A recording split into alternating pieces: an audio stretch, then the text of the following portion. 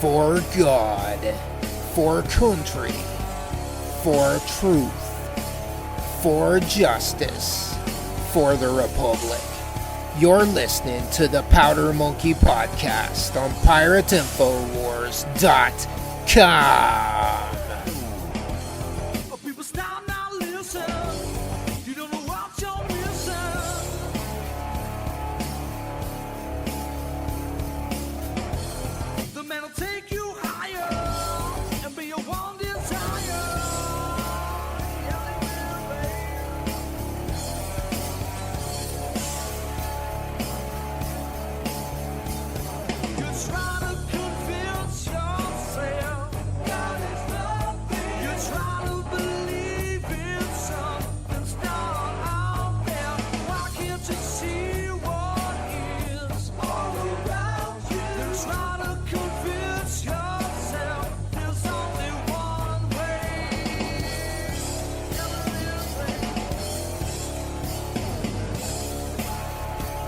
Welcome to episode 34 of the Powder Monkey Podcast.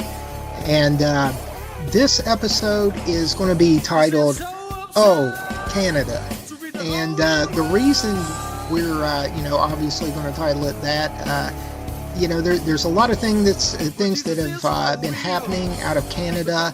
The most disturbing, in my opinion, is, the arrest of several, a couple, Christian pastors now, but a patriot, an info warrior. I'm proud to have him aboard the Powder Monkey today. He is no stranger to the Pirate InfoWars webpage. He's no stranger to spreading the information, in the information war. Scot Spidle, welcome aboard the Powder Monkey Podcast. Good to see you again. Thanks for having me. Absolutely, man. I got to interview you on the old podcast, the NeoCrusader.com podcast, and I think we went for several hours last time, and it still didn't feel like we really touched on everything. And we've been kind of trying to put this together for a bit, but I think after the last few things that have happened, over the past few weeks, I think maybe you kind of have had enough of what's going on up there, and I think maybe you want to bring some of your intel, onto the show, and maybe just kind of tell the viewers as a perspective as a Canadian citizen, your perspective from that side of the border. So maybe and also is something else that I'd like the guests to know. I mean, this man has tirelessly pumped out video and article and everything to further the info war, and when he gets shut down, he just starts right back up again somewhere else.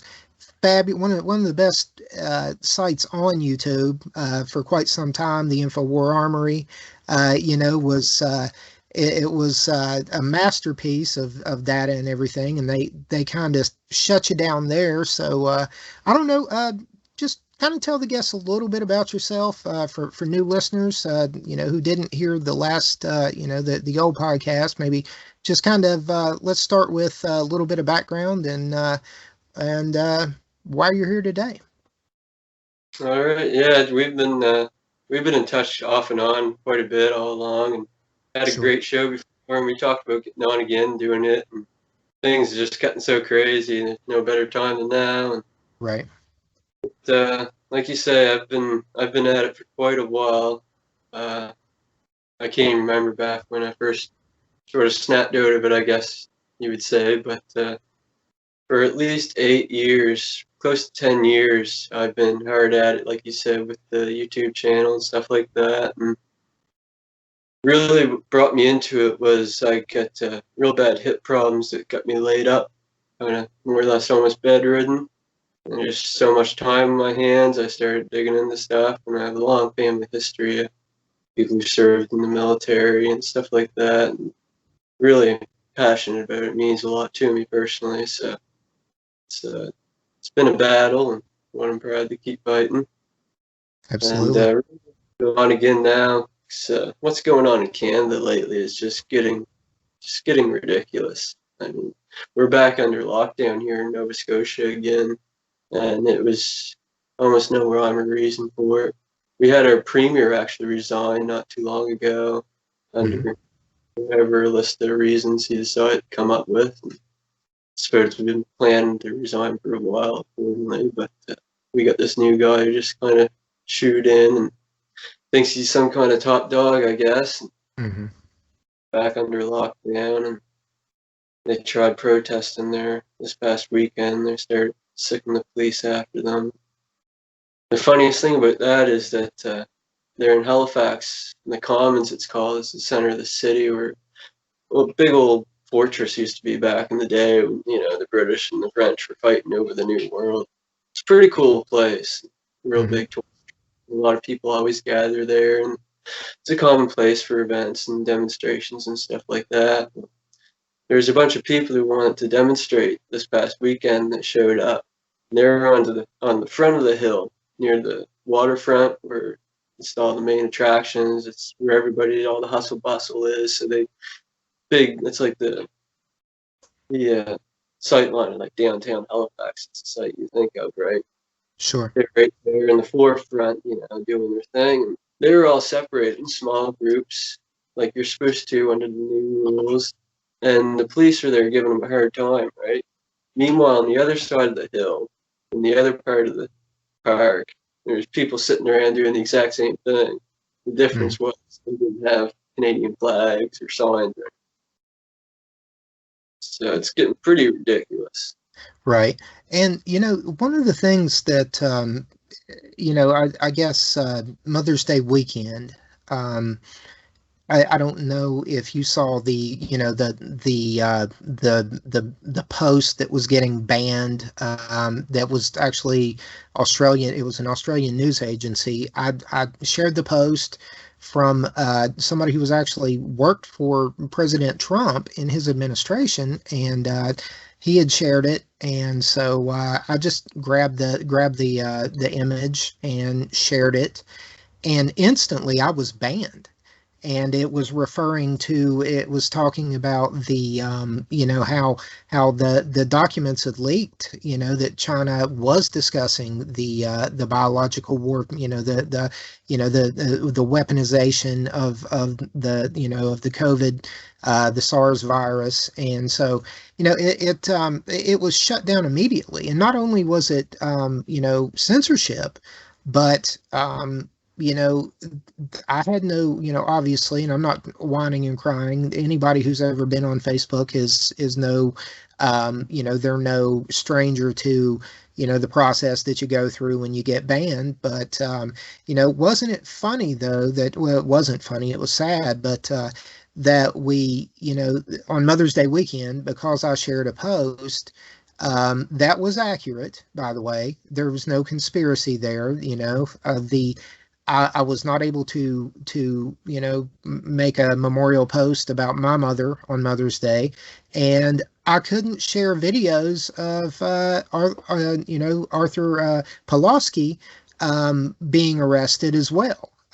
You know, it just, I thought it was quite ironic, all the things that happened that weekend, right on the edge of that, you know, of that arrest. And I was hobbled. I couldn't do a thing to, you know,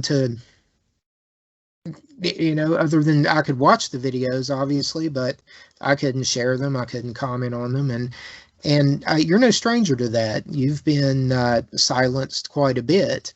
But, you know, with what's happening in Canada right now, you know, the police, I mean, it slowly started to, just, I mean, it's scary. I feel for you all on that side. I mean, you know, you've got the chatter about, you know, Trudeau and how much he loves the Chinese, and, you know, they're training in your homeland now, the Chinese, one of the most horrendously, you know, atrocious human rights violators, and here they are. Yeah, they've now approved for them to train their Air Force. Their fighter jets are going to be training Canadian airspace. and that's absolutely insane. I just I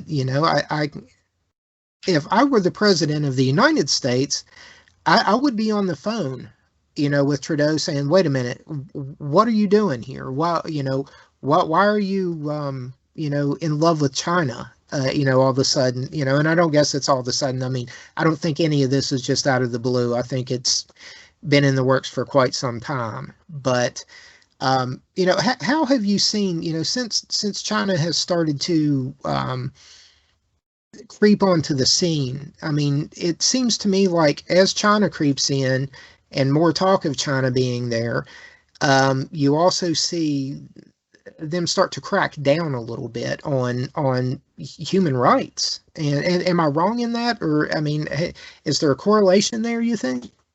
Oh yeah, definitely. Even like they're now saying out in BC that anybody who has a COVID fine that's outstanding, not paid, gone to court or anything yet, which will, the amount of fines, it's going to take years to go through courts. Sure. You're no longer going to be able to renew your driver's license if you have an outstanding fine. Hmm. I guess even if you plan on fighting it, you're just presumed guilty until innocent. Right. It's sort of like Chinese social credit system. If you have a fine, you can't get your license renewed. Are there? How far away do you think that? I mean, what is the? I mean, obviously you mentioned the social credit score and the social credit system that they have there, which if we look back in 2014, we look at, there's articles out there with Mark Zuckerberg. I mean, he went to China. There was a big write-up, if you remember back around that time, about his trip to China. He helped institute everything we're seeing come about now. And we see how, the influence that Facebook had over the elections, the silencing of conservatives. Um, and where is anybody, either in your country or my country, where are any of our elected representatives standing up and saying, hey, I mean, only now we're starting to kind of push back on the masks here in the U.S. And it's insane that we've let it get this far. Yeah, it's there are a few, even like here in Canada, we do have a few members of parliament and stuff that are pushing back on some of it, and even they're now pushing a new bill through parliament, new censorship bill that Hmm. our heritage minister is pushing for. And it's all just so upside down. And as far as the social credit system, like how it's not really like how they have it set up in China, where it's like a technocratic actual Sure. system. We're like socially being implemented, right? Hmm. And the little things like how I said, like driver's license. If you're outstanding issue here, you can't have this. It's that kind of system. Sure, but it's a slippery slope, and once you're starting to be fined and separated for your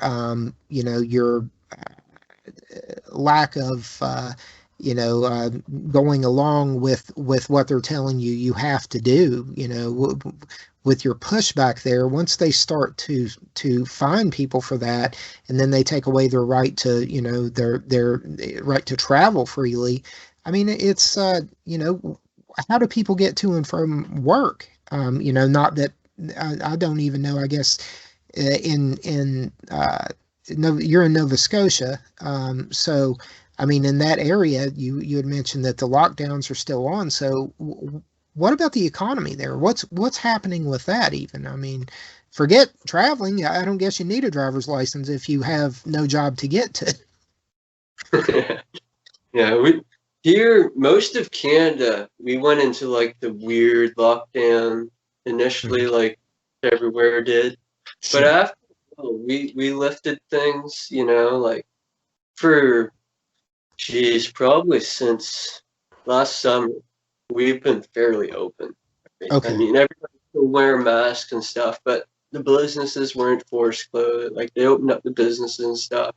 So many customers allowed type deal. And there's rules on stuff, but we're all still open, right? People are still going to work. But like I say, they almost no rhyme or reason they locked us down again here. Yeah. I mean, uh, I mean, is I assume that with the lockdowns, you've got I mean, you would have to see a drop off. I mean, are they trying to say it's because of a spike, or what is the reason behind the lockdown? They increased the testing more or less, right? And they're Up the calling it cycles and case camp, the case camp, yeah. right. And reportedly here in Nova Scotia, they're using the PCR cycle up to 35 cycles. Okay. So You that's know, high. That's high. I know that 40 was highly criticized for being inaccurate. So now you had COVID in what, November? Um uh, back last year in February. February. Okay. Okay. So you had it I, after I had it. Okay. yeah, my family doctor and personally pretty convinced that it was COVID and the Right. symptoms and condition and timing. It's hard to deny it, right? And Sure. she also, my family doctor, like a lot of doctors, has no faith in the test, like Mhm. whatsoever. She said she had numerous patients with all the symptoms that tested negative. What So, symptoms, if you don't mind delving into it, I mean, if you don't want to, I mean, obviously it's your personal business there, but what type of symptoms did you experience with it? Did you lose your taste and smell, things like that, or well, I've always been a smoker, so my taste and smell hasn't really always been spot on, right? right? But Okay, everything else, like the ice pick sharp chest pains, hmm, extremely short of breath, had real sweats, cold sweats, did you ever none. run a fever? Yes, yes. Not. It was kind of like a sporadic fever, like I say, more or less like the cold sweats and stuff like that, Sure. and just flu-like symptoms, vomiting. I vomited for a little bit for a period of time, and mainly it was the shortness of breath and chest pain. And Right. what it turned out, what was causing it was basically my lungs were just getting eaten up, right? And Right. it got to the point where they started to collapse. And I've been in and out of the hospital, and I'd actually had been referred to a lung surgeon, lung specialist in the city, but of course his clinic got shut down with COVID policies. And then about 5 months after that, of it on and off, extreme difficulty breathing, serious chest pains to the point where I couldn't Mhm. sleep. I eventually drugged myself in the hospital one morning, barely able to get out of bed. And the ER doctor in there said that, my lungs were failing. They ended up putting a chest tube in. And they did that and said that I'd have to go down to the city for surgery on the lungs and that. It was, man, we could do a whole show on that. Oh yeah, I imagine. And yeah, I didn't mean to pry. Just I know that with that, you kind of saw the other end of it with the restrictions of being in there, and it's kind of you there. You don't have the just like so many other people, you had I guess the hospital staff, but I'm assuming in Canada that the same COVID rules applied. Family couldn't visit, you were kind of isolated. Once you were there, you were kind of in that situation. And so that it has been an absolute, to see and to hear them talk about what they've done with the nursing homes here, and bringing, they have such strict rules, but then they take people and put them in nursing homes and hospitals and things like that. And Scott, it just defies all logic, the things that they have done and the things that they have recommended, to see where we're at now. The 2 weeks to stop the spread turned into infinity with the mask on. It became 2 weeks turned into medical Sharia for life. And I don't know how we got here, but it has to. We have to speak up now. We're so close to something, to going somewhere where nobody wants to be. I mean, I don't think anybody wants to be where we're at, but it can get worse, and it is just around the corner. And is that social credit score? It is the, all the eugenicists that are in control of health policy, and it's not just health policy; it's health. It's a health oligarchy. They just all of the medical, all the medical experts, and I'm going to use that term loosely, up there, and now, Fauci getting nailed in front of Congress and blatantly lying. When do people point and say the emperor has no clothes on? When do they say we have given up way more than we could ever, lose? We've given up so much freedom that, what does it matter what our health is? Does that make any sense? Oh yeah, I think we're starting to really see the wheels come off it now, especially up here in Canada. Just the amount of things that taken place in just the past week up here is a year's worth of news. They've halted the AstraZeneca vaccine, both here in Nova Scotia and Ontario, and Alberta. It's getting banned like it is everywhere. Sure. The chief bureaucrat, he's a military chief, basically the head cheese bureaucrat for the vaccine rollout here in Canada, has just been relieved from his position following a military investigation. They're claiming it's some sort of sexual misconduct. Oh, did he work for Microsoft as well? Is that was that? Does he have any ties? Of them burning them because the wheels are falling off. Right. I thought maybe it was a double date with Bill Gates and his staff member, and who knows? I think they all get together on a little yacht somewhere and hobnob, and so yeah, man, it's always the same. It's always the same story, he's a misogynist now, and he's, but I think the people, if we're not careful, if we don't get serious, if our officers don't get serious when it comes to doing things like arresting preachers, when they could go right down the road to a Lowe's or a strip club or a bar and arrest those people. I guarantee you can go to any other establishment there in Nova Scotia and find more people to arrest than you can in a street preacher's church. It makes no sense to me that, I've always said that when they come for your God, that's when it's on, because that's the first thing that they have to break. If they can break your connection with God, then the rest is just, it's just like to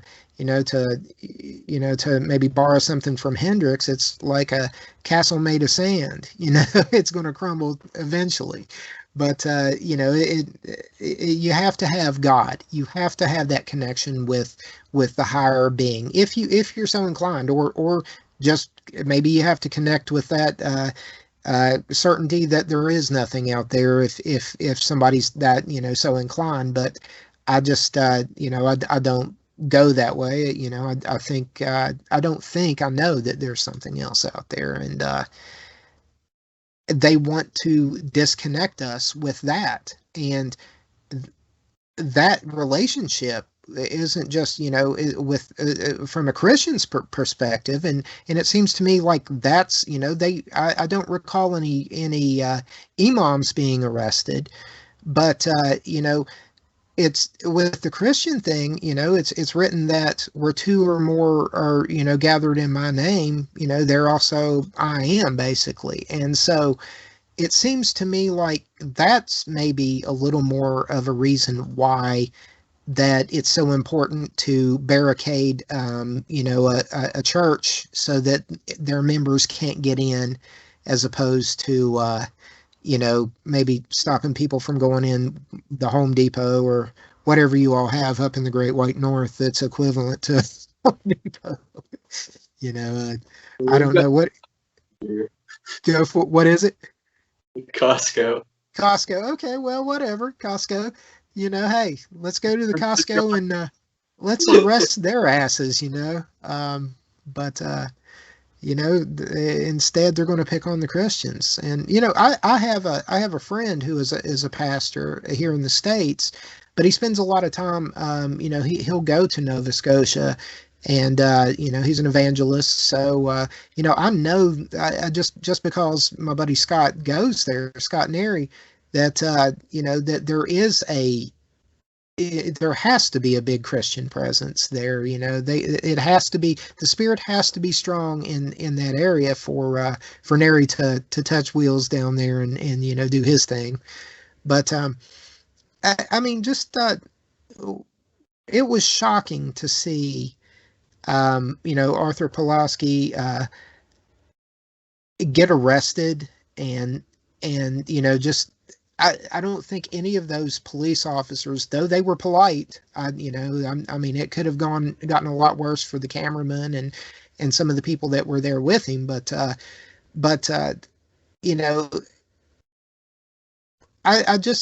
wonder how many of those guys now think back on that day with regret.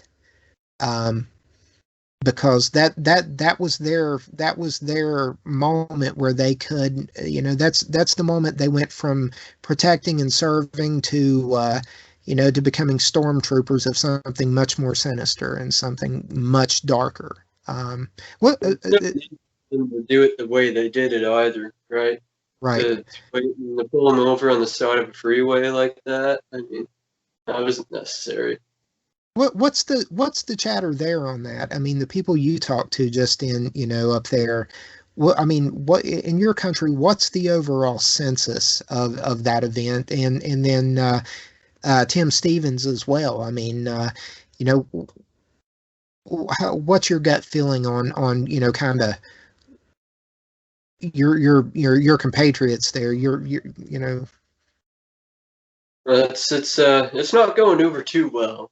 I mean, there's of course the diehard liberals or whatever, that are on board with it all, but it's not going over too well for the majority. Like you said, it's a lot of Christian roots here in Atlantic Canada, Nova Scotia, and especially with this recent Palestinian situation, we're having those protests everywhere now, and even our minister, I think today or yesterday, he spoke up and said, yes, these protests are wonderful and they're fine. Meanwhile, you go and try to protest lockdowns, you end up getting a ticket. So it's quite the contradiction.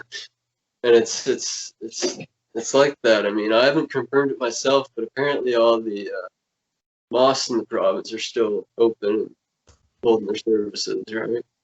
They're not being bothered by the police. Obviously, yeah, no, I mean, that's why would they go? That would be racist to go in and try to enforce any type of code with them, even though it's a religion, not a race, it's still racist. So that's the liberal equality.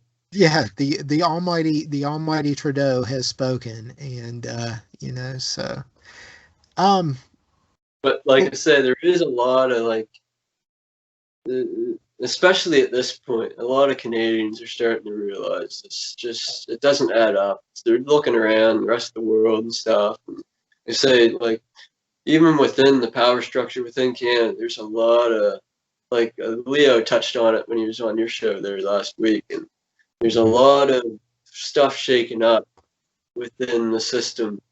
There's even starting to see a lot of pushback against the Chinese connection stuff. The Alberta Justice Minister last week came out and said that the government and the media want a pandemic, and they're trying to, basically on the same page as us. He said that. He said, I will not apologize for saying it. And then, of course, a few days later, he apologized for saying it. But he come right out, Justice Minister for Alberta, saying that, they want this pandemic and they're stretching it on everywhere they can. It's just, here in Nova Scotia, I seen the other day, they're still pushing the ventilators on the patients, right? They're still pushing all that crap, right? What about have you seen a change in the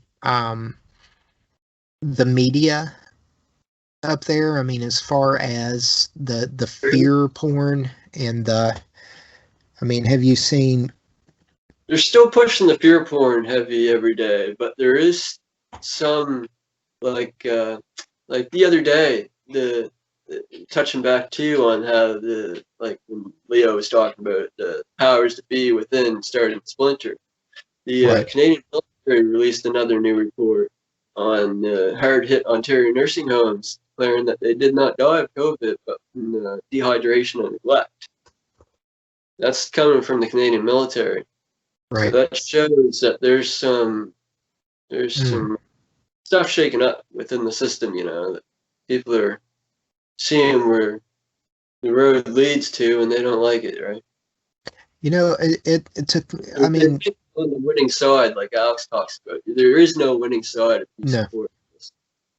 Yeah. Even if you think you're in with the best, the top, the biggest dogs, you are going to get screwed. Oh yeah.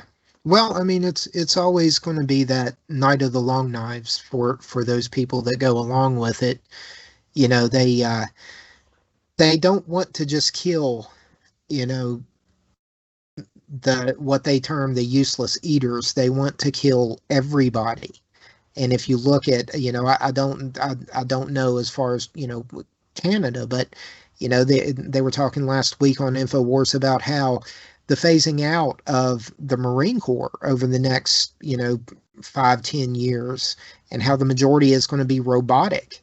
And we're seeing that point where man and his creation, even though this thing doesn't think, it may synthetically be able to assess certain things, as far as AIs go, but it doesn't have the human element. And that's what they're afraid of. They're always afraid that, they have to have the ultimate control. That's the whole thing behind the technocracy. They want to know how many blueberries you have in your refrigerator, how much milk you have, what, how much water you use, everything. And the concept is way older than, the technology. It's, 1800s that, the concept of technocracy was around. So,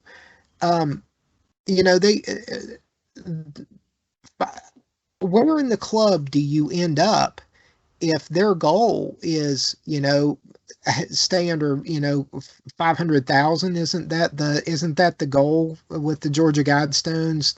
Stay under 500,000 people worldwide. So where yeah. So to any Intel officer listening right now, any police officer listening right now that is being sent out to do these things, it's always about enforceability.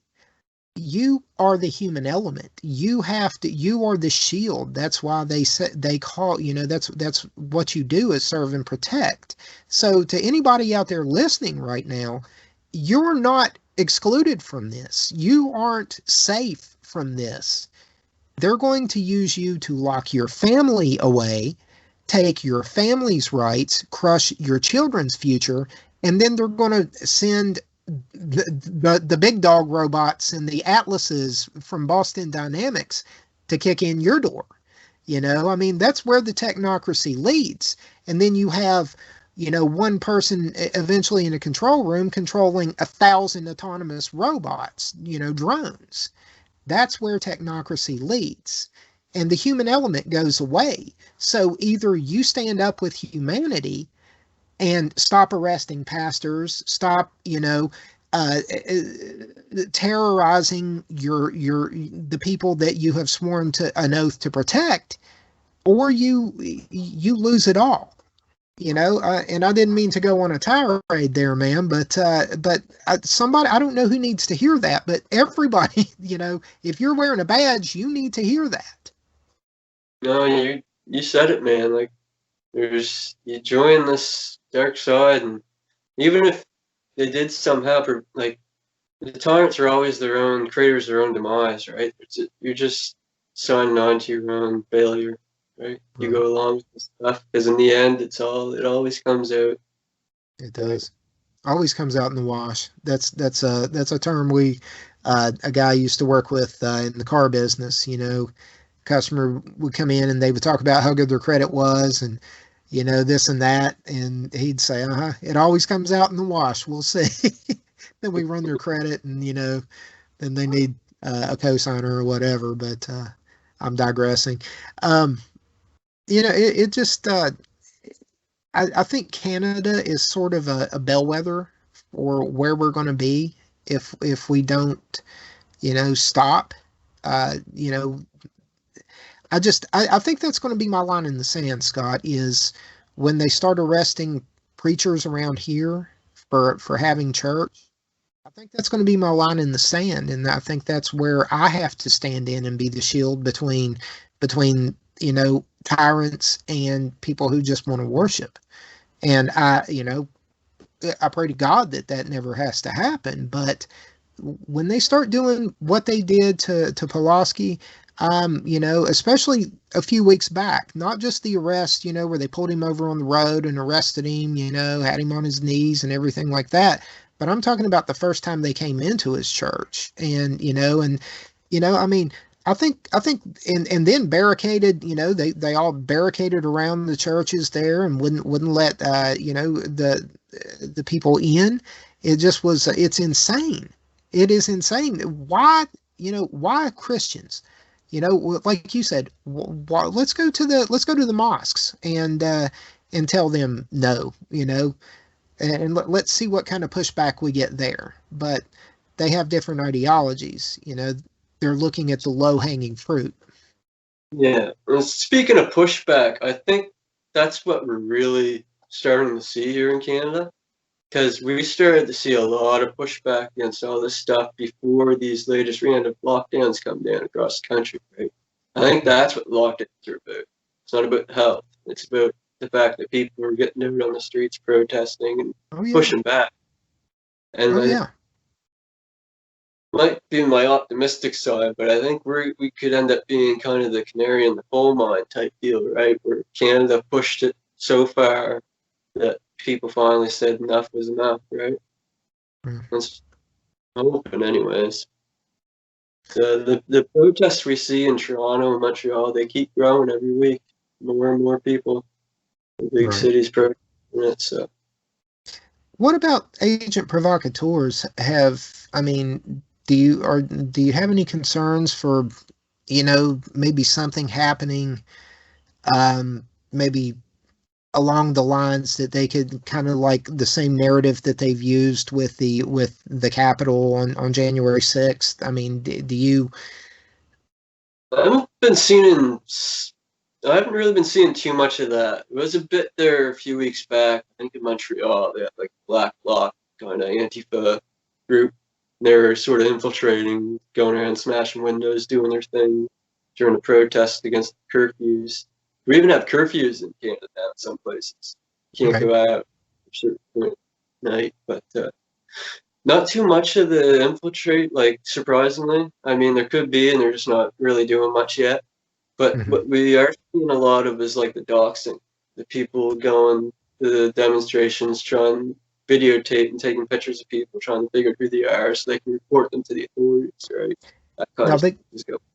Now, if I heard correctly, this past weekend, Pulaski, they tried to burn his home down.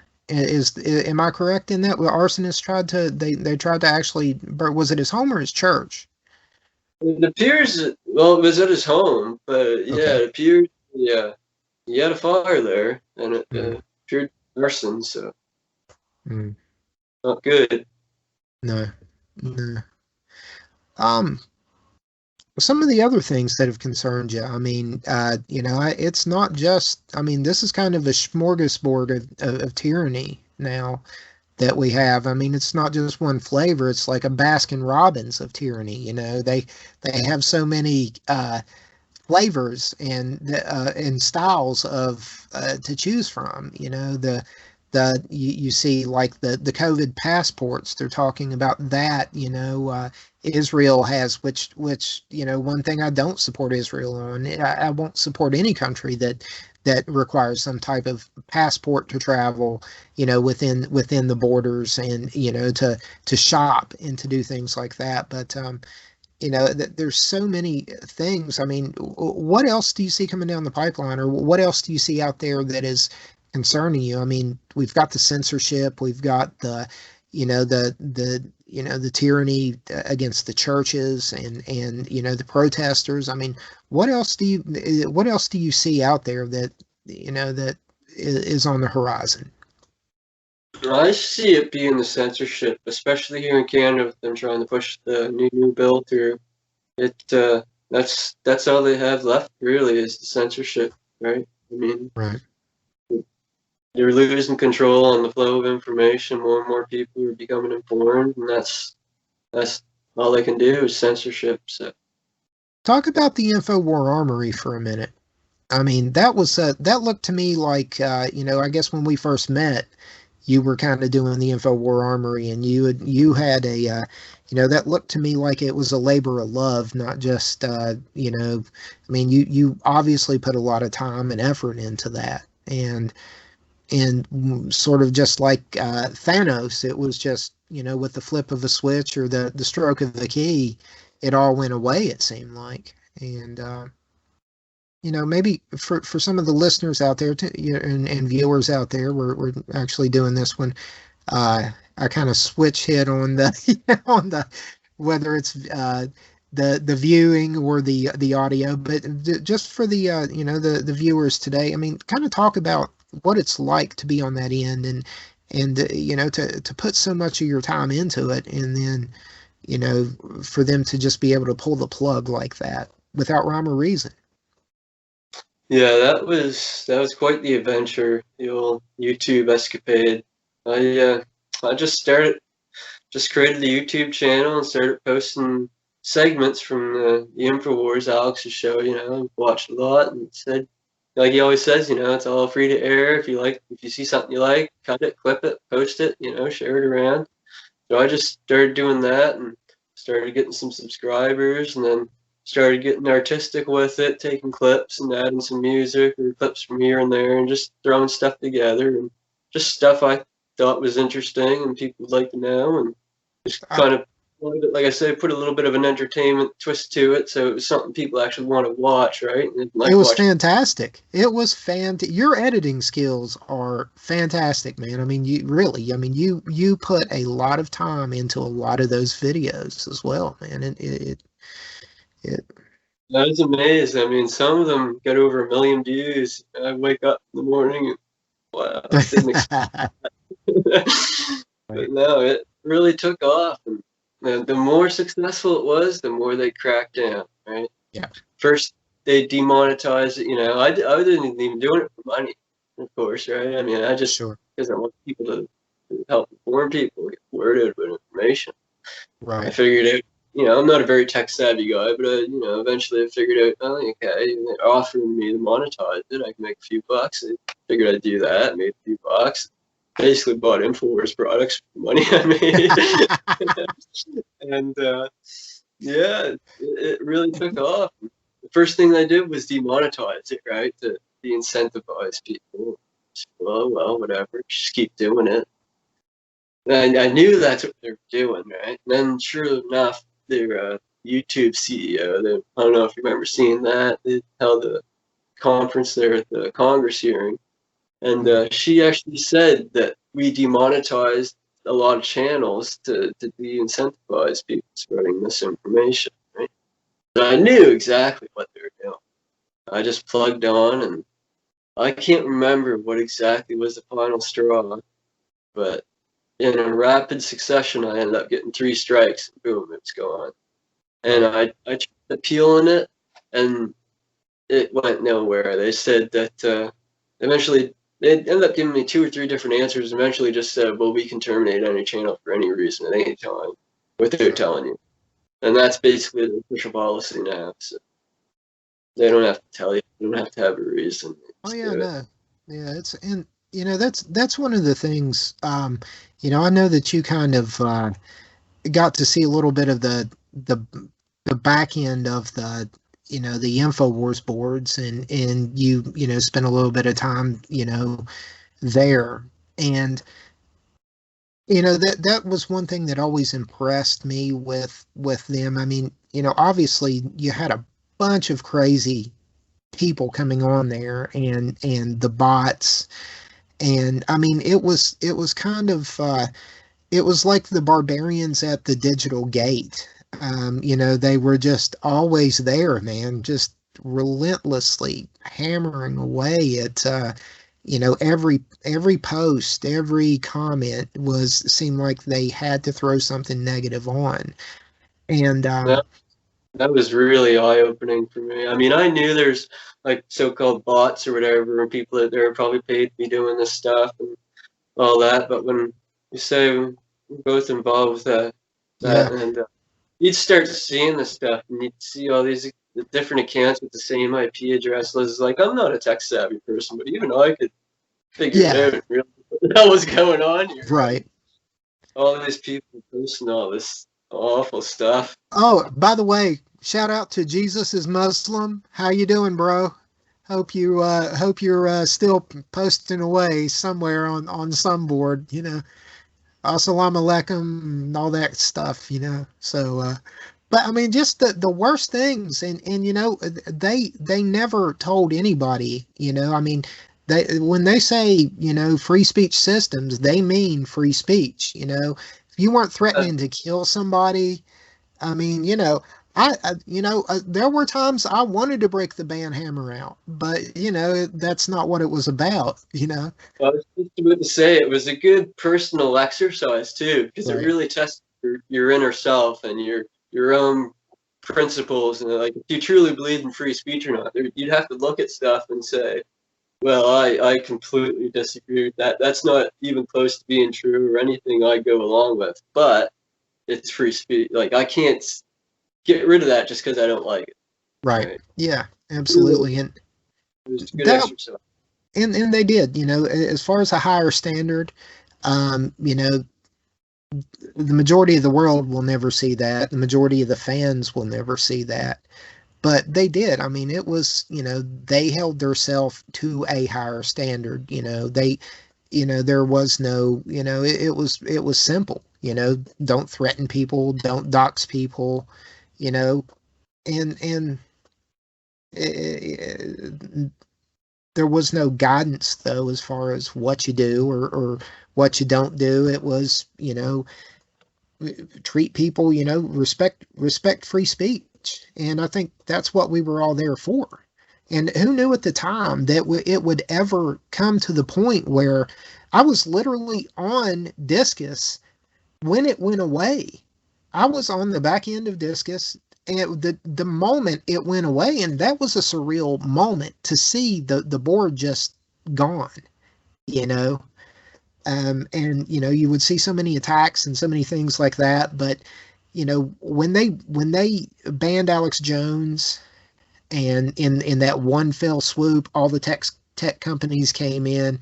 I mean, to see even Discus go away, I was like, what is happening here? What is, it was just, that was that moment where I guess I realized that I was not looking in the dark mirror. I was on the other side of that dark mirror, if that makes sense. It was just a surreal moment to see. And then it just really hasn't let up. It just, from that moment on, it has just become increasingly tyrannical and dystopian, and uh, evil. I mean, just to be blunt. And I don't, every day I wonder how are they going to up their game. How are these globalists going to up their game? And what crazy event is going to go off today? Are we going to be locked down? And are they going to, is somebody going to come knock on my door because I was in DC for the first rally, or because I had friends there, or because I've interviewed Joe Biggs? I mean, the when do I hit the radar, if that makes sense? And it is I never thought that I would be living Winston Smith. I never thought that I would be on, living somewhere in Oceania somewhere, with the, Big Brother, and just all of this just insane policy and tyranny, and just making up rules as we go, and changing the definitions, and undoing safety protocols for things we have never tested on humans before. It's just all gone. It's all okay. We're just going to do whatever we want. We're going to, yeah, and you're just going to be okay with it. And that's scary, Scott. It's scary. It is, because I don't want my children to grow up in that. And I want my children to have children. And, sterilization, that's another thing. Look at these people, Bill Gates, he was like the ultimate eugenicist,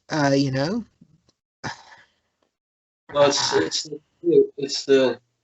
my biggest concern is the censorship and medical tyranny, especially like you go back on when I was in the hospital last year through it all. Like, because I wasn't just in the hospital, like I was in the hospital for a little more than a month between when I right, was admitted to post-surgery and walking out. But even between then, that was in August. But between August and February, I was in and out of the hospital I don't know how many times with extreme difficulty breathing, right? I'd go in there and there wouldn't literally not a single person in the ER, not a single person in the waiting room. Like, never seen it before like that in my entire life. And meanwhile, they're on the news saying, the hospitals are going to be overwhelmed. Like, no, they're empty. I was just there, It's that kind of like, and even the people within, like in the hospital, they were totally like, what the hell's going on? Because I was in there one time, and they'd say masks don't work. You don't have to wear a mask. You go back there next time, and they've got a cardboard box of homemade masks that people made, so people coming to the hospital could wear one. It's like, right, how do you go from one to the other, like one extreme to the other? And there'd be nurses in there talking, and I'd hear them talking, they're next to my bed, whatever, you hear them talk. They'd say, like, yeah, these gowns we're wearing don't do a damn thing. We tested them, and like there was a couple of nurses. They were more concerned about 5G than COVID.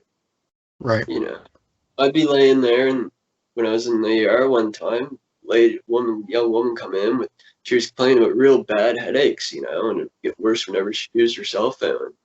She left, and then the nurses, I'd overhear them talking, geez, hear her, hear about her, I wonder if it's that 5G. They don't give a shit about COVID, majority of them anyways. I mean, they know right, it's totally overblown. They know the masks don't work. I don't know how many nurses when I was in the hospital, because I'm outspoken and vocal about all this. When I was in the hospital, I talked to every nurse and doctor that I come in contact with, talk to them about this stuff. The vast majority of them agreed, masks don't work. They're pointless. They probably help spread the virus more than if anything. And like, they didn't agree with when I was in my local hospital, there wasn't a single nurse in that ward that I was being kept in that agreed with the visitor restrictions. Not a single one of them agreed.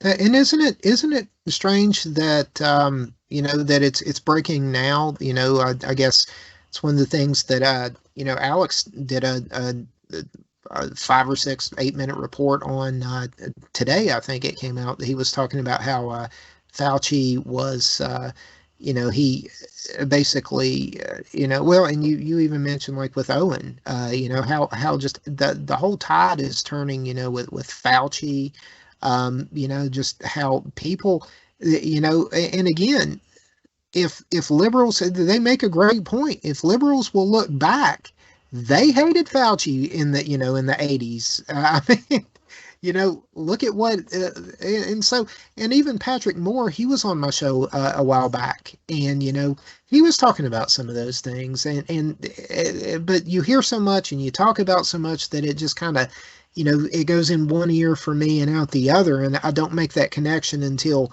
way later on down the line, when, I mean, I just don't understand, especially with Trump. The Trump always seemed to me like he was a little bit more shrewd, and then to be taken in the way that he was. I mean, I guess everybody, at the beginning, everybody wanted to believe. I mean, I've never experienced anything like this in my life. I've never seen this level of deception. Well, maybe let me back up. September the 11th, but looking back on that, but this was the kickoff to World War III. That's what's happening. They are right. They are spot on when they report that on InfoWars. This was the beginning. It's just happening in such slow motion. They're not running up on a beach somewhere or dropping out of the sky like in Red Dawn. I mean, this is, it came through medical tyranny. It came through technocracy. It came through, we're addicted to these things. We're connected to these things, and they're right. I saw a series of photos, Scott, where, they really drove the point home. It's a mother sitting on her couch, and there's this huge phone between her and her child.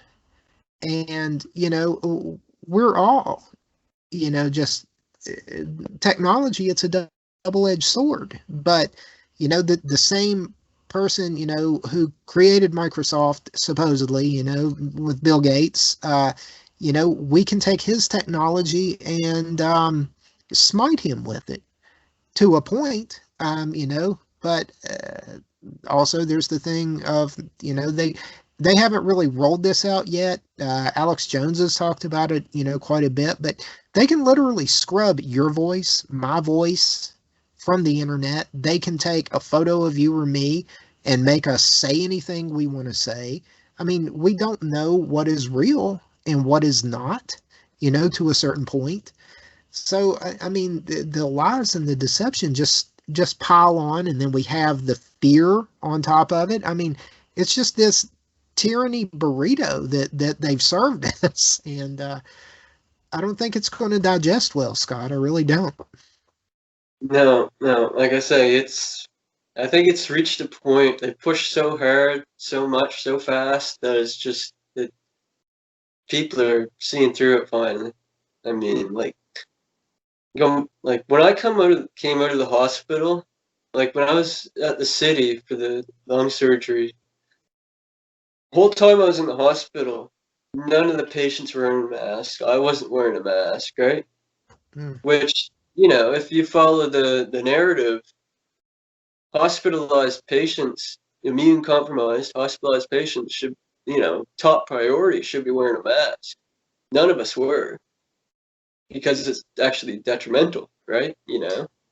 Were you in a specific ward, or did they isolate, or was it just everybody, everywhere? Just like normal. Right.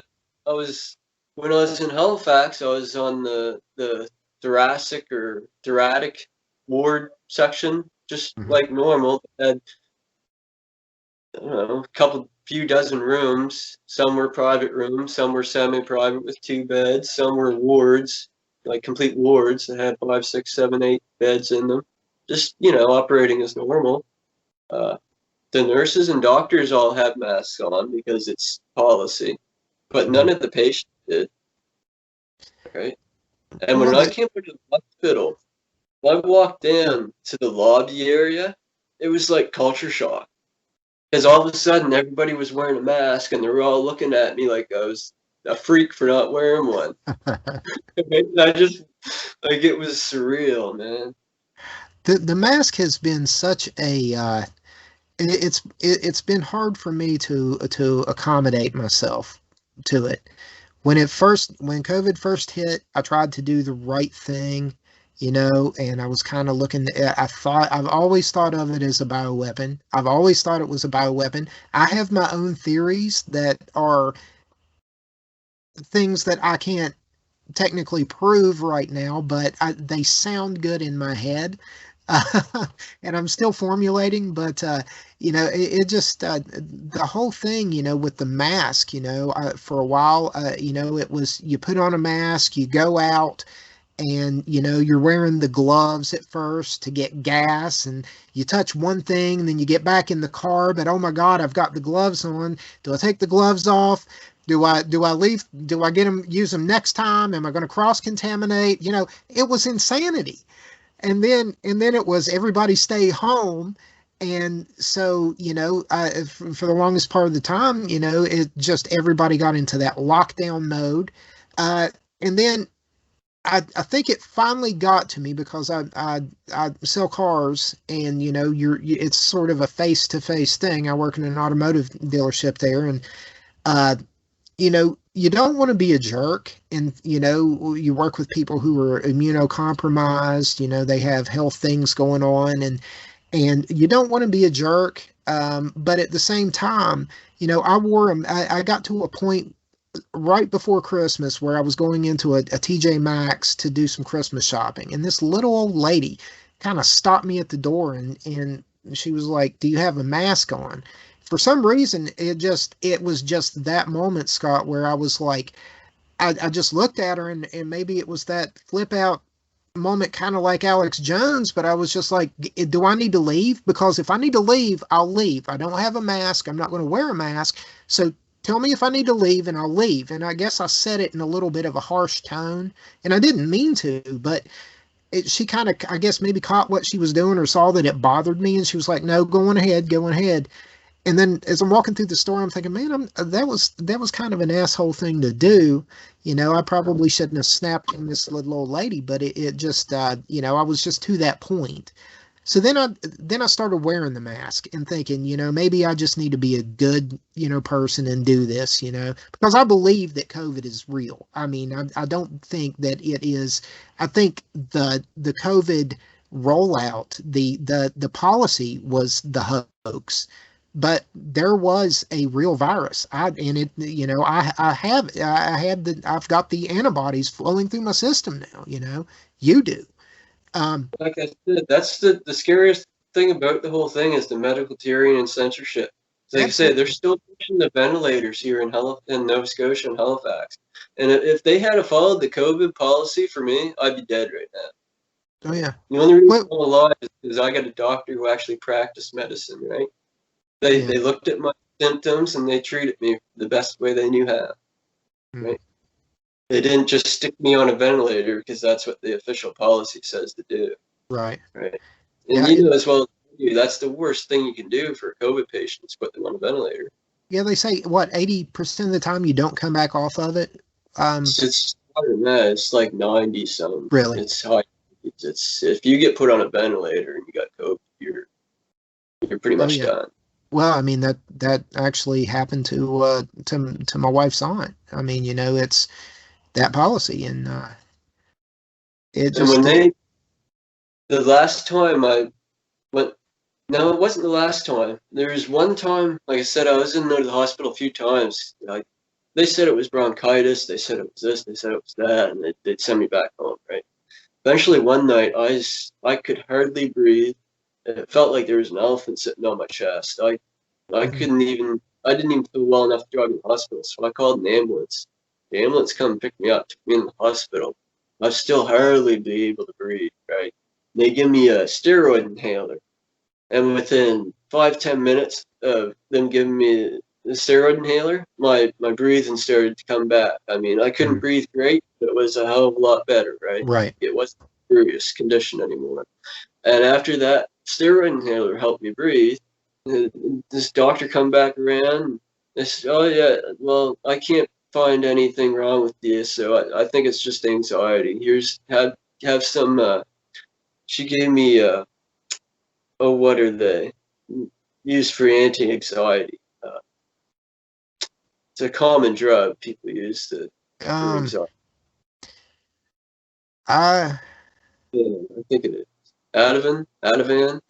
Okay, right. He gave me a couple of those, said it was anxiety, and sent me back home. Really? Wow. Yeah. Wow. And so you got people in the healthcare system like that who are just following what they're told to do, and that's why people are telling. Right. There's so many treatments out there that they can be giving people, and they're not, and they're putting them on these ventilators, and they're dying. Right. Right.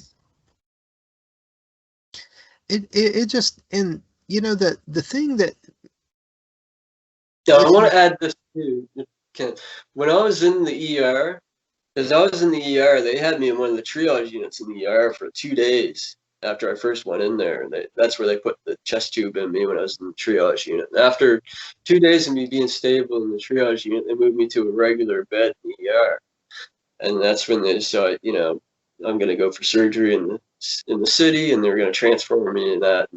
So I was sitting there waiting in the ER, which turned into more than 2 weeks. So they ended up moving me up to a medical. That's a whole other story. But while I was in the ER waiting, they had the chest tube on me with the suction on the chest tube to keep the lung up, right? And they were doing x-rays on me every once in a while. The monitor was going on, and there's time to do another x-ray. And instead of hooking they got like a little generator. It's almost like a booster pack that can run the suction for the chest tube. Sure. They either use that, or they bring a mobile unit to come do the x-ray right there where you're at. Well, this nurse just unplugged my chest tube and sent me to the x-ray department to wait for my x-ray in the hallway. Wow. Wow. By the time I get to the hallway, sitting outside the x-ray room, which is right there by the ER, it's not far. It's, you know, you could throw a stone. Sure. Right, literally. By the time I get to the ER room, I actually felt my lung go like that inside my chest. And my breathing started to go away. I started feeling chest pain. The x-ray technician come out of the room. Like, just basically as soon as I got there, this all happened. And he looked at me and said, "Man, I think my lung just collapsed." And he said, "Seriously?" And I said, "Yeah, just, you know, they unhooked me from the chest. I'm pretty sure it just collapsed." And he said, "Shit, run me right in there." And did the x-ray, and then he ran me right back to the ER. You know, no screwing around. They hooked me back up the chest tube. Then they had to do another chest tube, because even after they hooked me back up, the lung wasn't coming back up. So they had to do another chest tube, put in a bigger one. And it's not fun getting a chest tube. Sure. Leave it at that. I can imagine. And after that happened, I was pretty upset. Like, I'm pretty sedated at this point. I've been in there for 2 days. Like, I was so sedated that my eyes were burning, and I didn't know why, because sweat on my forehead was rolling down my eyes. Oh, that's wow. how little, like, the situation, right? And at that point, I got upset, right? That, you know, I nearly died because this nurse didn't know what the hell she was doing. Right. So the ER supervisor comes along and talks to me, and we have a little chat. And this is at this point, has this respiratory specialist there with her too. And that's when they decide they're gonna have to do a larger chest tube too. And I talked to her about this nurse and what happened. And I said, you know, like, I don't care if she's a student nurse, you know, she didn't know better, whatever. She shouldn't be doing that on her own. Like, she's a student nurse, and she doesn't know, she shouldn't be handling patient in this kind of condition with that kind of equipment, right? Right. She was, yes, I agree, that's right. After that, they have a little powwow in the ER at the nurse station, which is right by my bed, 'cause I'm such condition, I'm right there by the nurse station, right? And they had this powwow, and it's basically the supervisor telling them, you know, take your time, have patience, don't make mistakes. If you have to wait to ask questions, wait and ask questions, right?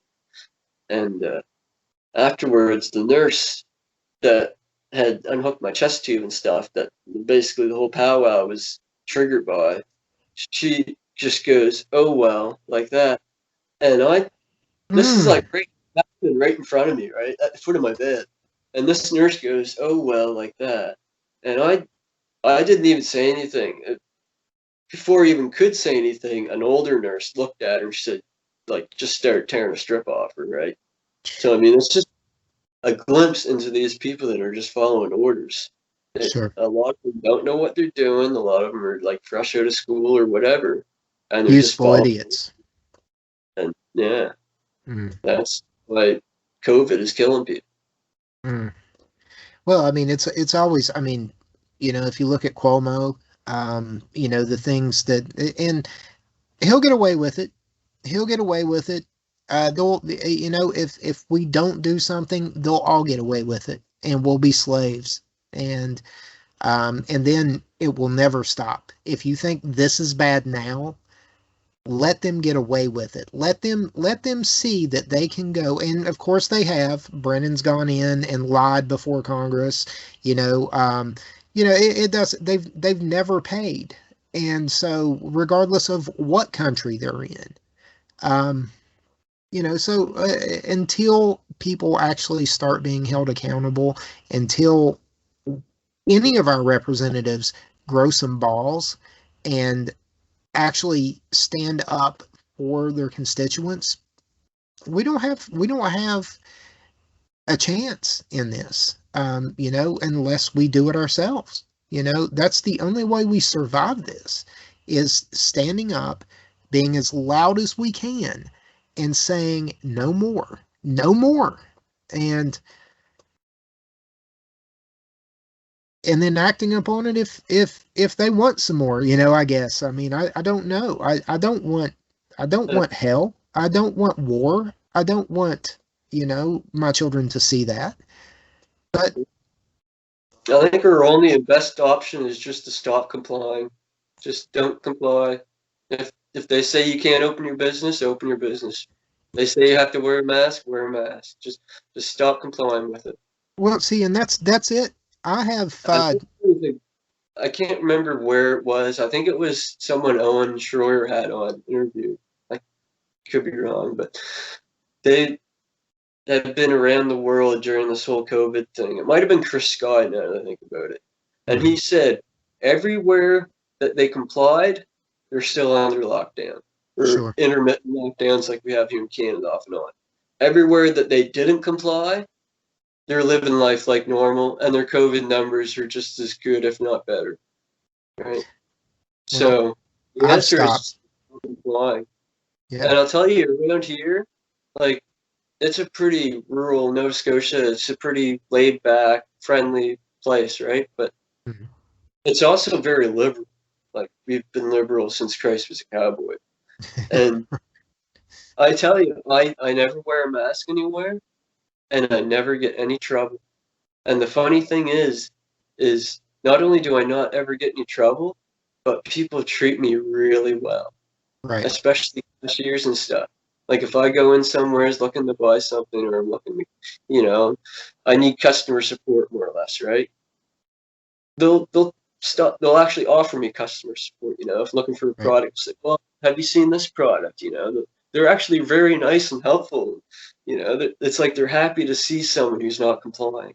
Right? Sure. And we need to see more of that. We need to see more people not complying and more people accepting that people are not complying, instead of the just outright hysterical nonsense that's just based on propaganda instead of science, right? I mean, that's the thing. They said follow the science. That's what we did. We went and followed the science, right? Well, I mean, yeah, but I guess they, like, there are alternative facts. I guess they can pull out alternative science. Because the science.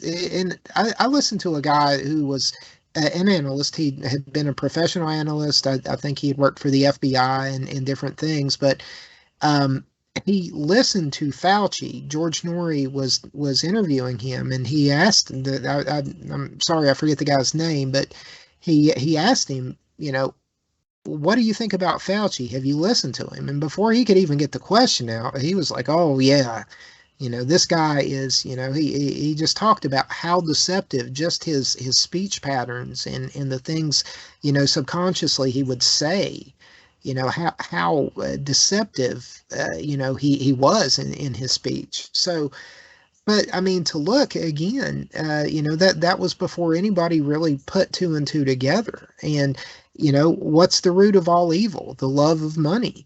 And, how many patents does he own? Yeah. I mean, it's insane. Great deceiver, Lucifer is the great deceiver. Right. Well, Luciferase, what's, and that's something else that is just a bit of a too much coincidence for me to ever say, yeah, stick that shit in my arm. When you talk, well, I mean, yeah, and it's crazy because I'm almost, we almost have to watch. Well, not just almost. I mean, yeah, you're right. They'll probably censor us for talking about, things, the taboo, but I mean, things like Luciferase. And if you look at how and why, like in the days of Noah, when Christ talks about as it was in the days of Noah, if you look at the evils that were going on, God didn't just, it wasn't just, humans that he wiped from the face, evil humans he wiped from the face of the earth. There was the Nephilim, the mixing of human and angel, that amalgamation of the two. And so when that DNA, if you look now, just even if it's some type of homage, it's still creepy as hell because you've got, Luciferase, which is it's in lightning bugs. It's what causes the bioluminescence. But why, it's too creepy just on that aspect of it. But then when you turn around and you think, well, it's messenger RNA. So what is a messenger? Well, it's an angel. Angel, you can kind of almost put that they like to, that's that sociopathic criminal mind. That's their bag. Yeah. And exactly. so you got to think like them to really for it to even sense, right? And I know that it may just be symbolic, but I'm still, I'm still not going to do it. I'm not going to do it just because they're all creepy as hell, and I'm not going to do it because I don't want to do it. I'm fine. I've got the antibodies. The way I see it, Scott, when shots become mandatory, shots become mandatory. Now, law enforcement can make what they want to of that, but I'm just saying that I got a shot for tyranny, okay? And so that's all I'm saying. I'm not going to go any further with that because I'm, I talk like a badass, but, it's all fun and games till they kick your door in and come in stacked right, 30 deep. Well, I'm not Roger Stone. They probably won't send 30 people after me. Maybe 10, 15. I'd like to think 25, but y'all just, yeah, I'm joking, y'all. Don't whatever FBI, CIA, whoever's listening right now, I'm joking. Don't kick my door in. I don't want none of that. Especially don't bring any needles either, and whatever. So I'm gonna let you start talking, Scott, because I think I've kind of freaked myself out with the whole. But it is, dude. I mean, when you think about it. I mean, you follow that logical train of thought, man, and that's where it ends up. Well, that's realistic. Like honestly, that's where they want to push us to. That it is. Right? Push us to a violent confrontation. They want to push us to riots in the streets. People like it doesn't even matter who we're fighting, right? As long as we're fighting.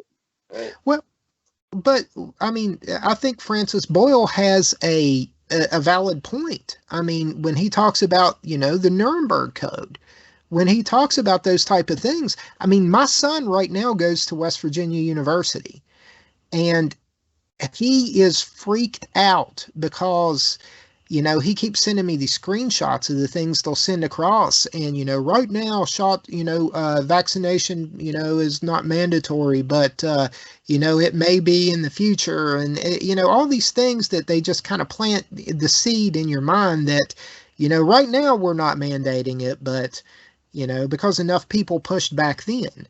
But if they let it die down, they don't let go of it. They just try to enforce it again and hope that nobody raises hell that time. And if he doesn't want to take it, I'm sorry, but that's where I draw the line. Somebody has to. If somebody has to say enough. And I'm not going to let my son, take some experimental shot if he doesn't want to. It just, I'm done with it. I'm done with it. I'm done with the boot on the neck of the church. I'm done with the masking, the medical Sharia. I'm done with all of it. And our law enforcement has to be the line. It has to be the line. They are the thin blue line, then be the damn line. Turn around and say, no, I'm not going to go enforce this, this unconstitutional mandate. No, I'm not going to go kick people out of a church when people are down at a bar, at the strip club, everybody's open and it's all good. Well, we're getting to that point. Like, even up here in Canada, we have active duty police officers across the country that are filing suits against their provincial governments. Up in Ontario, Doug Ford, he's already been fought. Like, he's basically summoned the court now. Like, the active duty officers in Ontario that filed, it's been filed now against him, and how they unlawfully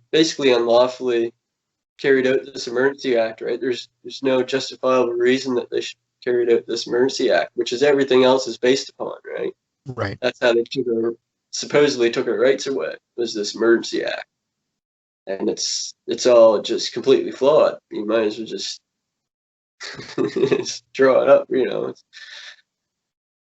Well, at least here in West Virginia, we've got a guy, that our governor, who I supported, and in a lot of things I do support him. He's not afraid to talk shit to the media, but at the same time, he's talking about this monster tsunami of COVID that's about to hit. And like we talked earlier, they're using cycled up, things that even the inventor of the test are saying, hey, this isn't valid. This isn't, you can cycle up and see remnants of these bits and pieces of fragments of RNA and DNA and whatever it is they're scoping for there. It's when you have medical professionals being ostracized and shut down, I think their voice is more valid than the people that are allowed to speak. And, that's where the tyranny gets really scary. Like you say, even the Cycle 35 here that you're using is higher above, even the WHO, World Health Organization, said that's way too high. And now in Canada, it's already been reported in BC and Ontario, they're starting to threaten any doctors or medical professionals who even speak out against the standard policies for COVID. So not only do you have, it's just outright medical tyranny with censorship. It's crazy. That's why I say it's basically the breaking point now.